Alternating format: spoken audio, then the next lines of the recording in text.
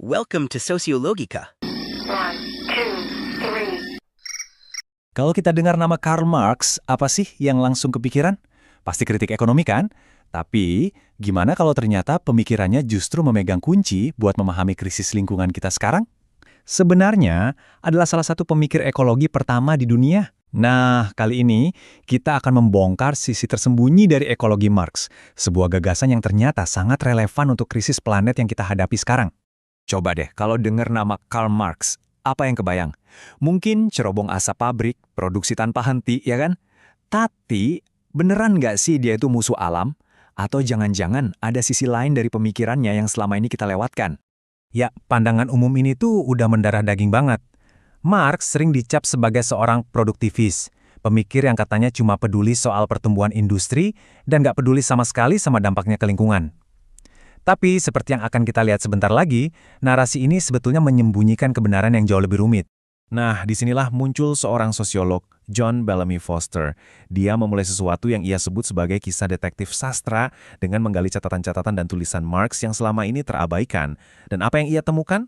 Bukan seorang anti-alam, tapi justru sebuah kritik ekologis yang sangat tajam dan ternyata tersembunyi di jantung analisis kapitalisme ala Marx. Oke, untuk bisa membongkar ekologi tersembunyi Marx ini, Foster mengajak kita untuk mulai dari konsepnya yang paling fundamental, ide tentang metabolisme. Inilah kunci untuk membuka seluruh kerangka pemikirannya.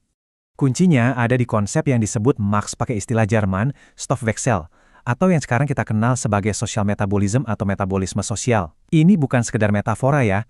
Ini adalah pertukaran material yang betul-betul nyata, sebuah proses di mana manusia, melalui kerja, berinteraksi dengan alam untuk mengambil energi dan materi supaya bisa bertahan hidup. Coba perhatikan kutipan ini. Bagi Marx, kerja atau labor itu bukan cuma aktivitas ekonomi. Ia adalah proses fundamental di mana manusia secara sadar memediasi, mengatur, dan mengontrol metabolisme antara dirinya dan alam. Jadi, ini adalah sebuah hubungan yang aktif dan sangat dinamis.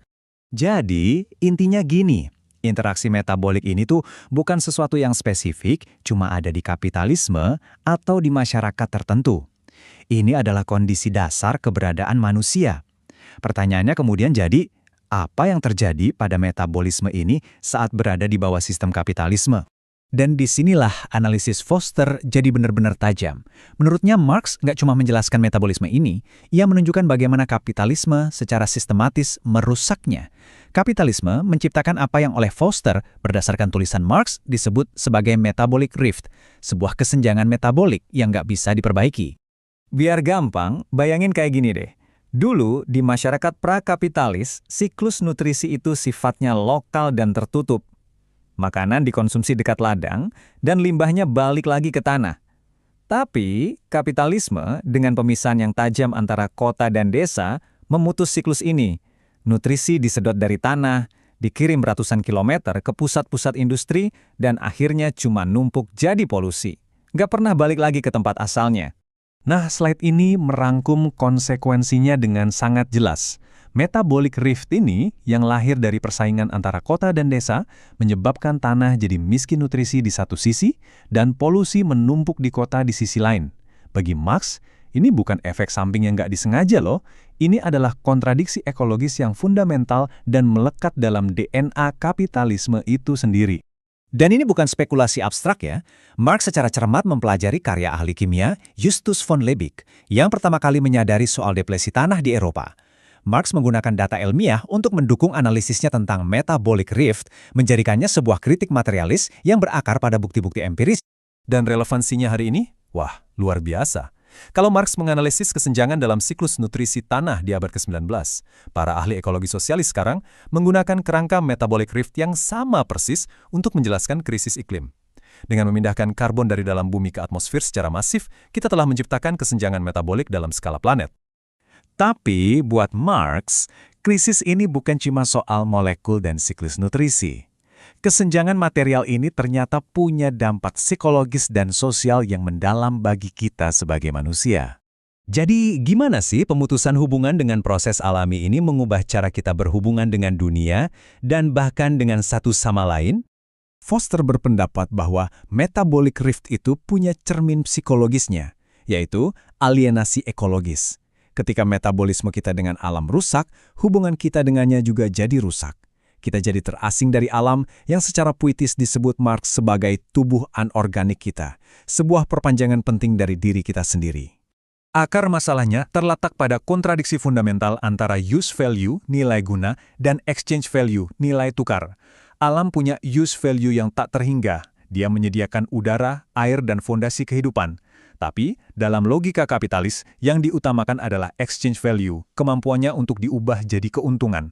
Alam direduksi jadi sekedar hadiah gratis bagi modal, sumber daya yang dieksploitasi tanpa henti, yang ujung-ujungnya pasti mengarah pada kehancuran. Kutipan Marx ini ngena banget. Ketika logika pasar menjadi satu-satunya ukuran nilai, maka nilai intrinsik alam, keindahannya, kompleksitasnya, perannya dalam menopang kehidupan, jadi nggak kelihatan dan dianggap nggak relevan. Oke, jadi kalau Marx begitu jago dalam mendiagnosis masalah, apakah dia menawarkan solusi? Menurut Foster, jawabannya adalah iya, dan solusi itu secara intrinsik bersifat ekologis. Bagi Marx, solusi dari krisis ini nggak bisa dipisah-pisahkan. Pembebasan sosial dan pemulihan ekologis itu ibarat dua sisi dari satu koin yang sama. Untuk memperbaiki metabolic rift dengan alam, kita harus terlebih dahulu memperbaiki hubungan sosial yang eksploitatif di antara manusia. Keduanya saling terkait. Dan inilah visinya. Sebuah masyarakat di mana para produsen yang berasosiasi bukan lagi logika pasar yang buta, secara sadar dan rasional mengatur metabolisme mereka dengan alam. Ini bukan tentang menaklukkan alam, tapi tentang mengelolanya secara berkelanjutan demi kepentingan generasi mendatang. Sebuah visi keberlanjutan yang radikal, yang ditulis lebih dari 150 tahun yang lalu. Jadi kita kembali ke pertanyaan awal kita. Berkat kerja detektif dari para sarjana seperti John Bellamy Foster, gambaran baru tentang Marx pun muncul. Bukan sebagai seorang produktivis yang buta, tetapi sebagai salah satu kritikus ekologis pertama dari kapitalisme modern. Ini meninggalkan kita dengan satu pertanyaan pamungkas. Daripada hanya menambal gejala seperti polusi, analisis Marx memaksa kita untuk bertanya lebih dalam. Untuk membangun dunia yang benar-benar berkelanjutan, haruskah kita terlebih dahulu mengubah metabolisme fundamental dari sistem ekonomi kita? Sebuah pertanyaan yang rasanya semakin mendesak setiap harinya.